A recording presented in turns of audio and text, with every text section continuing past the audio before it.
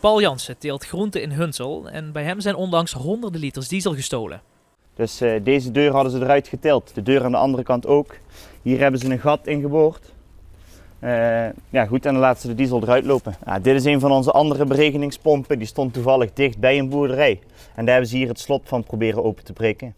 Paul komt met het idee om een speciale dieselwacht in te stellen. Een beveiligingsbedrijf rijdt midden in de nacht door het buitengebied. En daarnaast wordt het boerenerf steeds beter beveiligd.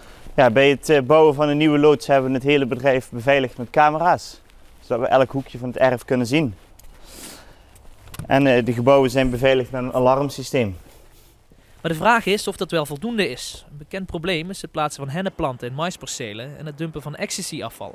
De Limburgse Land- en Tuinbouwbond ziet de criminaliteit zichtbaar toenemen. Het zijn allemaal problemen waar je mee geconfronteerd wordt, waar je ook weer een oplossing voor moet zoeken. En in feite zijn wij er om te produceren en onze akker te bewerken en niet voor criminaliteit, aangifte te doen, met verzekeringen te onderhandelen. Ja, daar zitten we niet op te wachten. Nee, ja, je wil met andere dingen bezig zijn. Je wil zorgen dat het gewas groeit en dat je het verkoopt. En daarnaast moet je blijkbaar ook bezig zijn met het beveiligen van al je spullen die in het veld staan. Ja. Leden van de LLTB controleren hun percelen op hennep actief en dat lijkt goed te werken. De bond onderzoekt nu of ze ook zo'n dieselwacht grootschaliger kunnen opzetten.